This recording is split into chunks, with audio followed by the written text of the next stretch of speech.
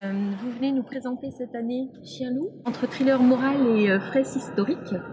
Vous nous présentez la nature. C'est un couple qui va être en vacances et qui vont être isolés sur un site sur un flanc de colline dans le Lot. Le monsieur n'était pas tout à fait d'accord et finalement il accepte. Il va rencontrer un chien qu'il va plus ou moins domestiquer. Et dans ce livre, il y a le contact de l'homme avec la nature. Alors oui, c'est un couple qui va dans un gîte perdu, on pourrait dire, sur le Causse, Oui. au milieu des chênes et des buis comme ici. Moi, je suis toujours attentif à ça, aux arbres, aux buissons, aux oiseaux. Tout ça, ça nous accompagne. Et quand on est en pleine campagne, comme c'est le cas dans ce roman-là, on pourrait dire qu'on est dans le royaume des animaux. C'est une colline perdue dans les forêts. Et alors lui, Franck, c'est une découverte pour lui, c'est plutôt un citadin. Et là, c'est là que l'aventure va commencer. On pourrait dire les ennuis. Quant au chien loup, c'est un chien un chien mi-sauvage, on pourrait dire. Les chiens errants, il y en a beaucoup, hein, et qui les adopte. C'est un peu, en général, on adopte un chien. Là, c'est le chien qui va les adopter. Vous mettez en lien une autre époque, puisque donc ça se passe en 2017, et parallèlement dans votre histoire, vous parlez de ce même lieu, de ce même site, en 1914, où un Allemand était réfugié dans les hauteurs et avait des fauves. Vous mettez en parallèle ces deux époques. Le point commun, c'est le lieu, c'est cette maison. Les maisons, les vieilles maisons comme ça, dans les campagnes un peu perdues, on sent bien qu'il y a eu d'autres gens avant.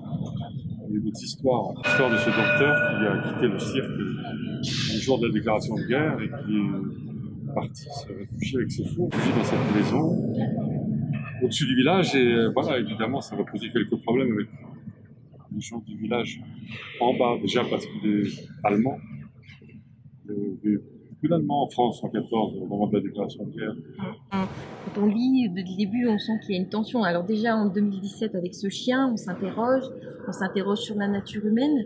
Est-ce que justement le fait d'écrire ce livre, ça vous permet d'explorer la nature humaine? En mettant en contact ces hommes avec cette nature sauvage. Non, non sauvage, sauvage, ça veut dire ce que ça veut dire. Ça veut dire aussi sauvage.